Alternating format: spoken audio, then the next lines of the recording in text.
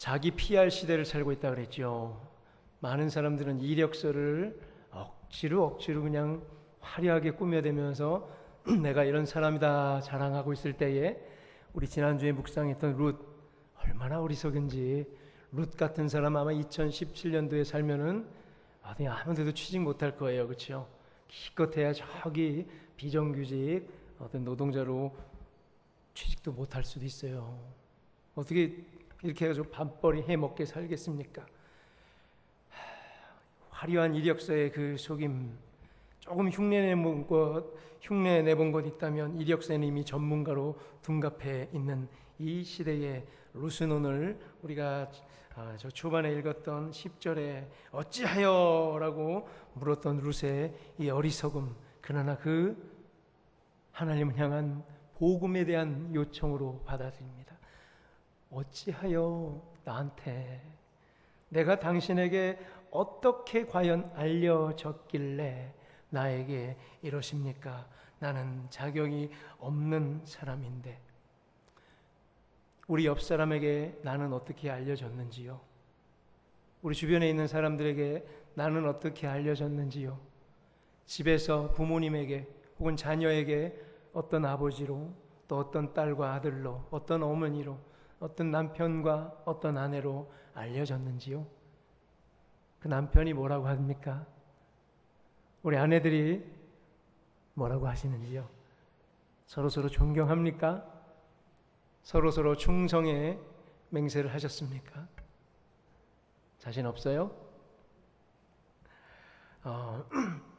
독일의 신학의 거장 본회퍼 목사, 그의 시 한 편 읽고 시작합니다. 나는 누구인가? 제목이에요.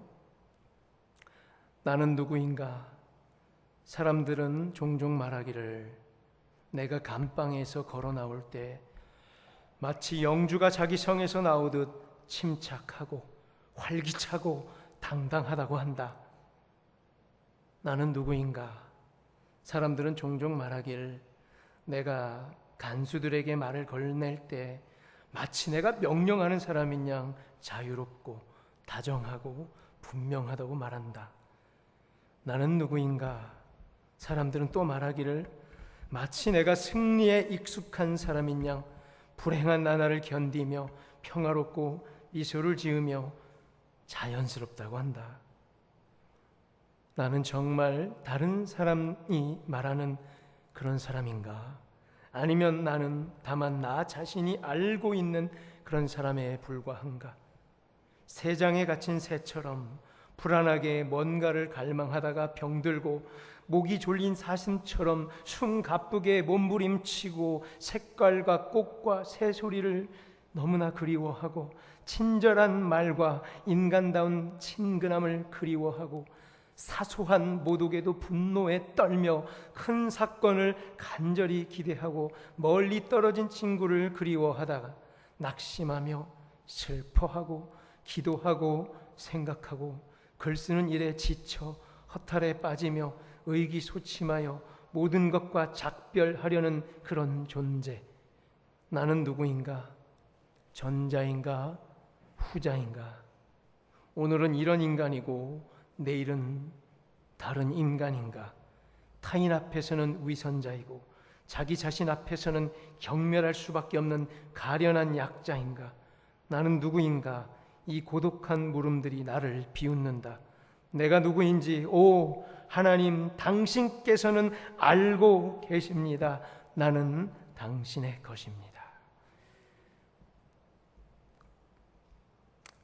히틀러와 맞서 싸우다가 순교당한 독일의 개신교 목사 본헤퍼 목사, 감옥에 갇혀 있을 때 쓴 시죠. 나는 누구인가? 여러분들은 누구예요? 옆 사람이 알고 있는 내가 진짜 나예요? 아니면 내가 알고 있는 그 나, 그게 진짜 나예요? 오늘 룻도 동일한 질문을 하는 거예요.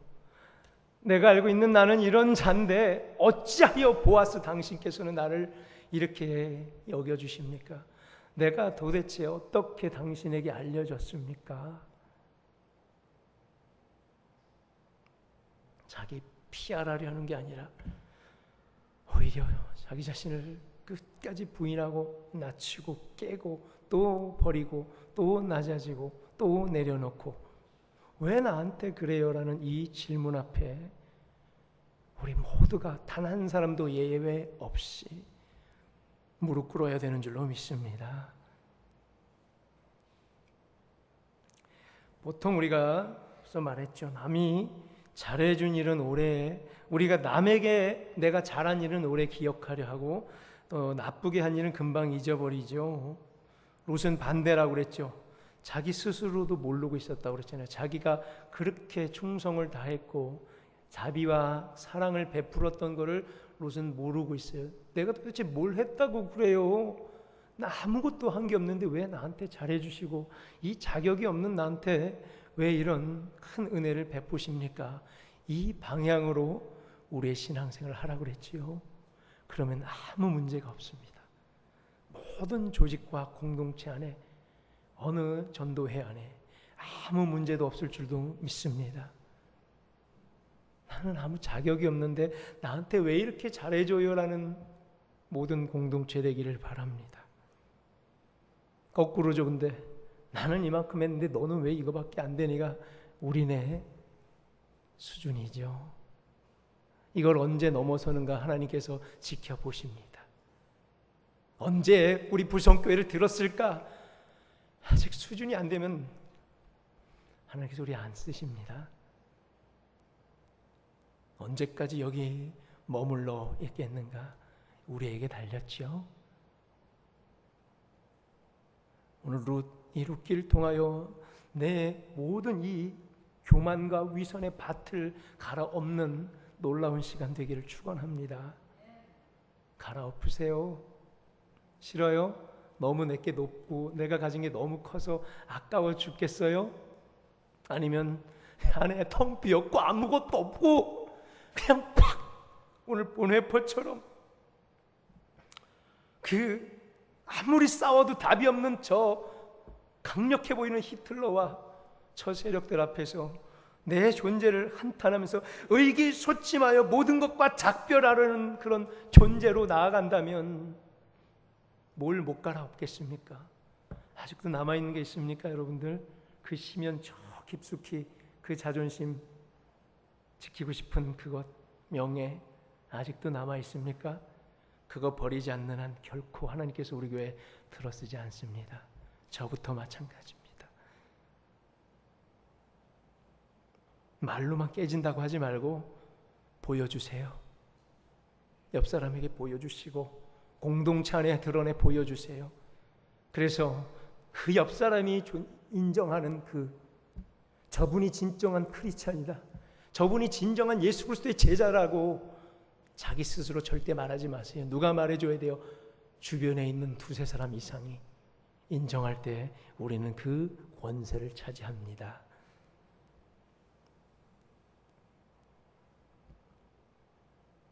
롯은 다 잊어버렸어요. 가치조차 두지도 않았어요. 그래서 하나님이 들어쓰십니다. 내가 안다. 내가 다 보았다. 네가 어떻게 시어머니를 대했는지 내가 다 알고 있노라라는 이 야다 동사, 알다라는 동사를 가지고 이 룻기 2장을 꽉꽉 메우고 있는 거예요. 하나님이 알다. 내가 너를 안다. 그 앞에서 우리 무슨 꾸밈으로 나갈 겁니까? 무슨 외식이로 여전히 버티실 겁니까? 하나님이 다 아세요. 하나님 못 속여요. 우리 시도하지 마세요. 하나님 속이려고 포장하지 맙시다.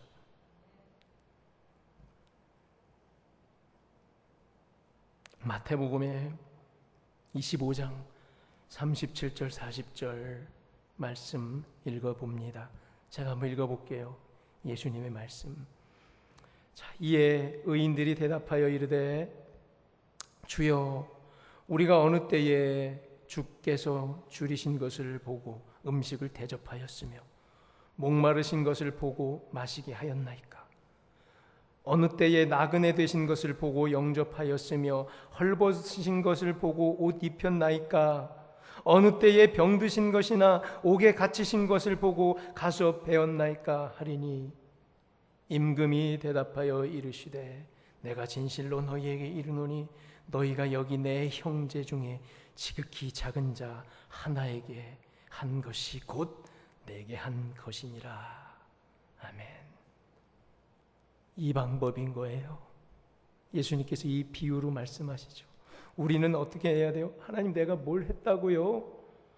의인들에게 대답하여, 의인들이라는 거, 하나님이 칭한 의인들은 이렇게 묻는다는 거예요. 주여, 내가 언제 주님 줄인 것을 보고 내가 음식 대접해서 난 기억이 안 나요. 난 잘한 게. 하나님 목마르신 것을 내가 언제 물 하나 갖다 줬어요. 나 기억 안 나요. 어느 때에 나그네 되신 것을 보고 내가 하나 영접했어요. 난 그런 적이 없어요. 헐벗으신 것 보고 나 옷 입혀준 적 없어요. 언제 내가 병든 거 내가 한 번도 옥에 갇힌 것 보고 가서 뵌 적 없는데 왜 나한테 이렇게 잘해주세요. 난 가치가 없어요. 난 한 적이 없어요. 바로 이 방향인 거예요. 우리가 할 것은. 그때 임금님이 대답하여 이르시되, 하나님께서는 이렇게 말하는 거죠. 여기 형제 중에 네가 지극히 작은 자 하나에게 한 것이 바로 내게 한 거라고. 내가 다 안다. 네가 진짜 오히려 높은 사람한테 알랑방귀 끼고 저 높은 상사한테 잘 보이려고 승진하려고 높은 사람한테는 굽신굽신거리고 자기보다 못하고 낮고 냄새나고 추하고 더러운 자는 눈 한 번 안 맞추진 그것까지 다 한다. 지극히 작은 자 하나에게 한 것까지 다 한다고 하십니다. 자, 자기 피할 시대에 그럼 어떻게 우리는 해야 될까요? 그렇다고 우리 청년들 취업을 앞두고 이력서를 쓸 때 나는 한 것이 없어요 하고 백지를 내면 어떻게 될까요? 떨어집니다. 그럼 뭘 해야 돼요? 준비해야 돼요. 이력서에 내가 쓸 동사를 찾으세요. 뭘 찾아라? 동사. 일기 쓰세요. 집에서 일기 쓸 때 나 오늘 뭘 했을까? 딱 일기를 써가지고 쓰려고 앉아있는데 쓸 말이 없는 사람, 아무것도 한 일이 없는 거죠. 오늘 동사가 없어요. 우리 금요일 저녁 토요일 날 사랑하는 우리 김선호 집사님 집에 가서 일기 많이 썼을 것 같아요. 우리 사랑하는 안수 집사님들 일기 많이 썼을 것 같아요. 우리 권사님들 여기 그냥 빡빡 밀고 시원해졌죠. 우리 김선호 집사님 밤 새벽 1시까지 빡빡 밀면서 제가 눈빛을 읽었어요. 자기에 있는 이 때와 죄악의 때를 그냥 빡빡 덮으면서 회개의 눈물을 흘리면서, 그래서 제가 가면 놔뒀어요. 그냥 막 더 미세요. 집사님 회개할 거 많을 것 같으니까. 그래서 깨끗해졌어요. 다음 주에 저 반쪽을 한답니다. 저 반쪽. 또 회개가 필요하신 분들 와서 빡빡 미시기 바랍니다. 걸레 하나씩 들고 와서 다음 주 금요일 금요 심야 기도회 끝난 후 은혜 충만 영성 만땅한 상태에서 빡빡 죄악의 띠를 밀고 가시는 축복 누리시기를 바랍니다. 몇 명 안 올 것 같네.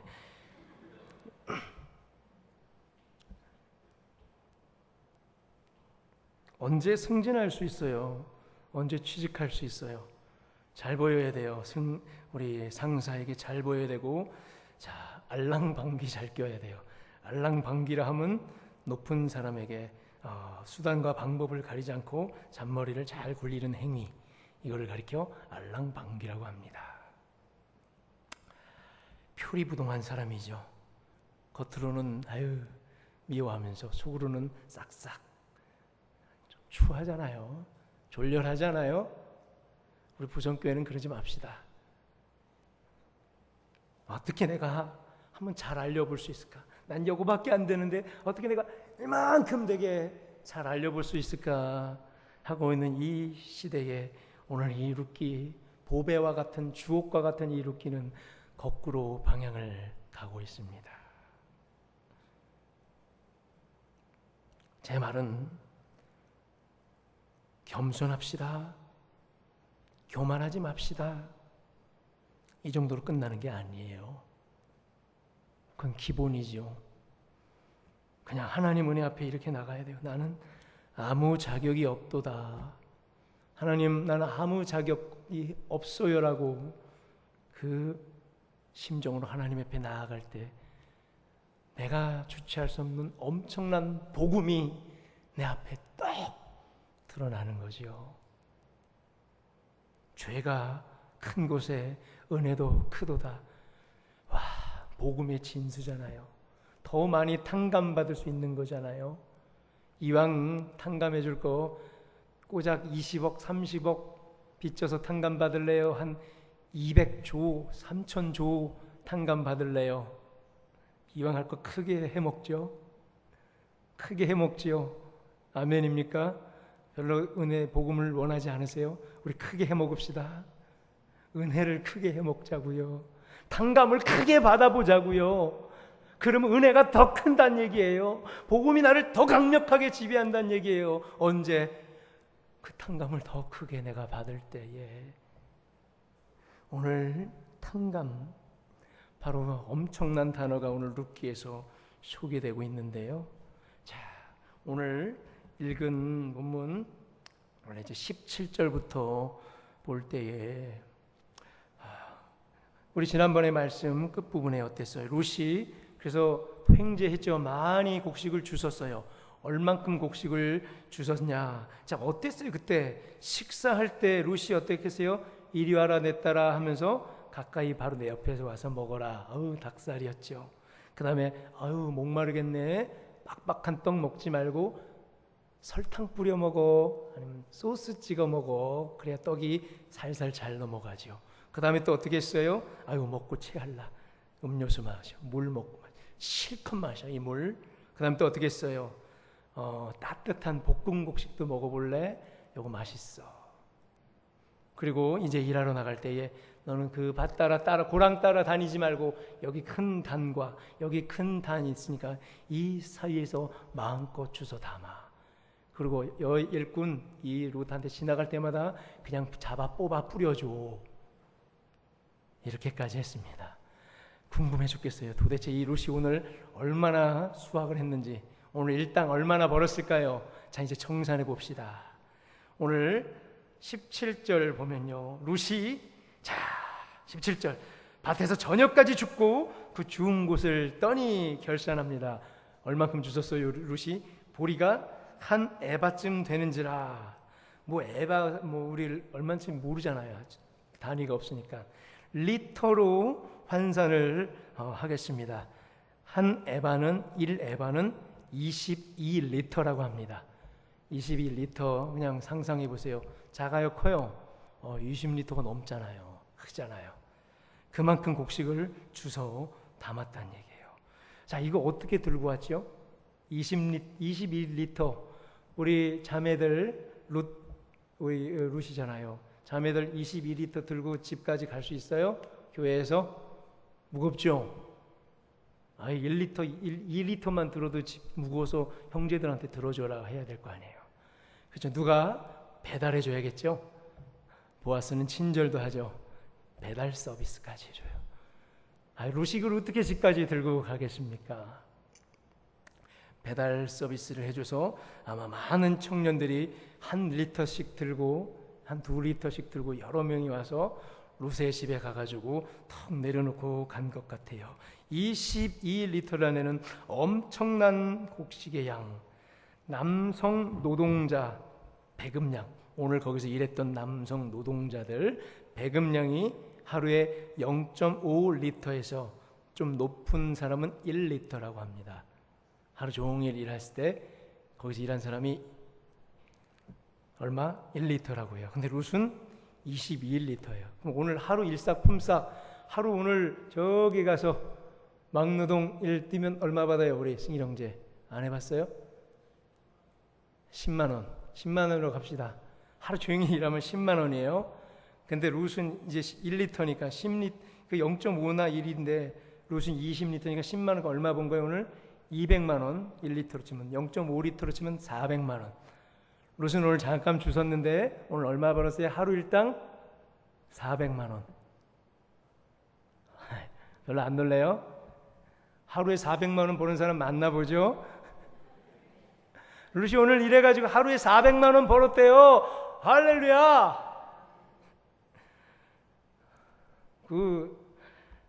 어떻게 이럴 수가 있죠?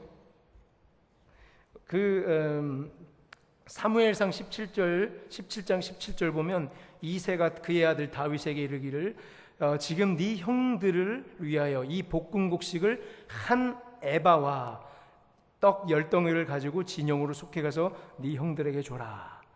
한 에바가 그렇게 큰 거예요. 그 진영에 있는 군사들을 먹일 수 있는 만큼. 그거를 이 한 여인이 오늘 하루 들고 왔으니까 알겠죠? 얼마 몇 명이 들고 왔는지를. 자, 이제 시험이 나오미가 어떻게 됩니까? 깜짝 놀라죠. 어머나, 이게 무슨 일이야? 이게 무슨 일이야? 어머머머머 400만 원을 벌고 온 거예요. 오늘 하루 가가지고 어디 가서 돌 맞아 죽지는 않았을까? 왜? 모압 여인, 외국인 나그네. 뭐라고 그랬어요? 신명기 23장 3절에 암몬 사람과 모압 사람은 여호와의 총회에 들어오지 못하리니 그들에게 속한 자는 10대뿐 아니라 영원히 여호와의 총회에 들어오지 못하리라. 누구요? 모압 사람 룻. 돌 맞아 죽지는 않았을까요? 그렇지? 이스라엘 총회에서 돌아다니다가 느헤미야 13장 1절에 저 느헤미야 포로 회복기에서도 아직까지 그 앙금이 남아있어. 이 모압 사람 그날에 모세의 책을 낭독하여 백성에게 들렸는데 그 책에 기록하기를 암몬 사람과 모압 사람은 영원히 하나님의 총회에 들어오지 못하리라. 영원히. 이게 율법이었어요. 모세의 율법. 모세 때 못을 박았고요. 포로기 이후에 느헤미야 때 다시 한번 못을 박은 거예요. 모압 사람 아웃. 영원히. 감히 영원히라는 단어를 썼어요. 근데 오늘 무슨 일이 벌어진 거예요? 이 모압 여인에게. 이걸 가지고 복음이라고 그러는 거예요. 이걸 가지고 은혜라고 그러는 거예요. 도저히 자격이 없는데, 도저히 불가능한 상태에서 최고의 것을 누리게 해주는 복음. 이 복음을 원하십니까? 은혜를 원하십니까? 아는 여러분 스스로의 노력과 행위를 원하십니까? 여러분의 그 이전의 모습을 원하십니까? 아니면 진짜로 자기 부인을 할 겁니까? 그 복음과 은혜의 큰 주인공 되기를 축원합니다. 그러나 자기 것 버리지 않고 내려놓지 않고 부인하지 않으면 절대 이런 일은 없을 거예요. 늘 냉랭하며 그만큼 자기가 생각한 그만큼밖에 은혜를 못 받는 거예요. 이렇게 해야 은혜를 받는 거지요. 나오미가 깜짝 놀라서 그래서 너를 돌본 자에게 복이 있기를 원하노라 하고 나오미도 축복을 합니다. 19절에. 자, 그런데 오늘 너가 도대체 어디서 일했길래 오늘 이 400만 원이나 그 값어치라는 것을 벌어왔느냐라고 궁금해서 나오미가 물어봅니다. 도대체 너 어디서 일을 했냐라고 물어볼 때 룻이 대답합니다. 제가 누구 밭에서 일했냐면요, 그 사람 이름은 바로 보아스. 심장이 털컥. 하필 보아스야. 이런 우연이 다 있다니. 순도 100%를 가정한 하나님의 섭리를 인간들이 이해할 수 있도록 우연이라는 단어를 써서 이토록 축복해주는 말도 안 되는 우연. 하필 보아스야. 보아스는 마침 우리 기업 물을 자인데, 기업 물을 자. 동그라미 쳐보시면 좋겠습니다. 우리 20절 뒷부분에 나오죠. 기업 물을 자 중에 한 명이 바로 그 보아스다. 오늘 2장에 모든 화살표는 전부 20장을 향해 갑니다. 2장에 있는 모든 히브리어의 수식 구조는 20장을 향해 봉사하고 있습니다. 모든 포커스 20장을 향하여 나아가는 이 수사학의 아름다움 속에서 오늘 나오미가 말하는 이 멘트 20절을 향하여 20절 한번 다 함께 읽어보겠습니다. 20절 시작. 나오미가 자기 며느리에게 이르기를 그가 여호와로부터 복받기를 원하노라. 그가 살아있는 자와 죽은 자에게 은혜 베풀기를 그치지 아니하도다 하고 나오미가 또 그에게 이르되 그 사람은 우리와 가까우니 우리 기업 물을 자 중에 하나이니라 하니라. 기업 물을 자, 우리 중에 가까운 자.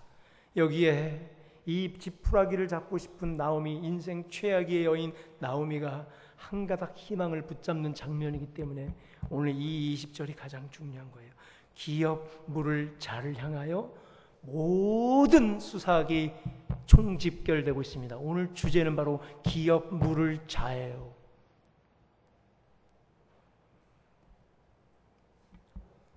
기업 물을 자, 어떤 뜻이냐면요, 고엘이라는 단어입니다.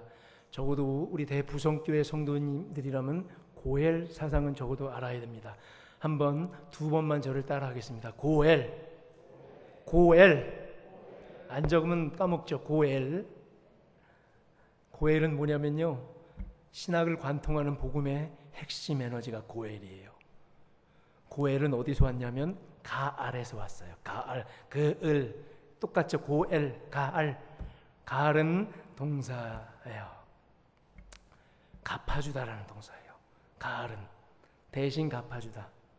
대신 갚아주다라는 단어가 가알. 왜 대신 갚아줄까요? 이 사람이 갚을 능력이 없어서 누군가 힘센 사람이 대신 갚아주는 거예요. 그런데 너 내가 이거 대신 갚아줬으니까 너 나한테 잘해. 너 나한테 잘 보여. 너 이제 나한테 코 꼈어. 이게 아니고요. 무조건적 충성으로, 굳이 그러지 않아도 되는데도 일부러 저 높은 권세를 있는 자가 저 낮은 권세로 내려와 무릎 꿇고 그러지 않아도 됨에도 불구하고 대신 갚아주는 것을 가알이라고 해요. 히브리어로. 그것을 헬라어로 엑스 아고라조라고 합니다. 엑스 밖으로 표출돼요. 아고라조. 아고라 뭐예요? 갖다 파는 거예요. 물건 팔기. 아고라. 밖으로 갖다 막 파는 거예요. 대신 갚아줘서 파는 거예요. 또 다른 말로 테텔레스타이라고 해요. 테텔레스타이. 대신 갚아주다. 엑스 아고라조. 속량하다. 구속하다. 바로 그게 오늘 고엘이에요. 오늘 여기는 고엘 사상이 들어있습니다. 고엘 사상은 바로 예수 그리스도 복음의 핵이에요. 고엘. 대신 갚아주는 사람이란 뜻이에요. 가알. 대신 갚아주다. 고엘. 대신 갚아주는 뭐뭐하는 사람. 즉 다른 많은 번역본에 여기에 뭐라고 나왔냐면, 우리 영어 다른 번역본에 고엘을 뭐라고 나왔냐면 구속자, 구원자, 구세주로 나와 있습니다. 이 구원자는 누굽니까? 누구를 향해 갑니까? 바로 예수 그리스도예요. 대신 갚아주는 자. 아무 자격이 없는 사람에게 내려와서 저 높은 권세에 있는 그가 이 낮고 낮은 곳에 굳이 그럴 필요가 없음에도 불구하고 내려와서 낮은 권세를 취하고 그들과 묶여서 눈높이를 맞추고 무릎을 꿇고 그들의 발을 닦아주는 게 바로 고엘이란 얘기죠. 아름다운 충성, 대신 갚아주는 사람. 바로 책임, 또 하나 탕감이죠. 그래서 탕감받을 때 이왕이면 크게 해먹으라는 거죠. 내가 저 밑으로 낮을수록 더 낮을수록 우리 예수님은 더 끝까지 내려오시는 거예요. 다시요, 내가 낮으면 낮을수록 우리 예수님은 더 큰 폭으로 내려오신다는 거지요. 그러나 내가 고개를 좁혀지고 높이 올라오면 높이 올라올수록 우리 예수님 내려올 폭이 줄어드는 거지요. 어찌하겠습니까? 더 큰, 이게 탕감의 폭입니다. 얼만큼 탕감받고 싶으세요? 이만큼입니까? 이만큼입니까?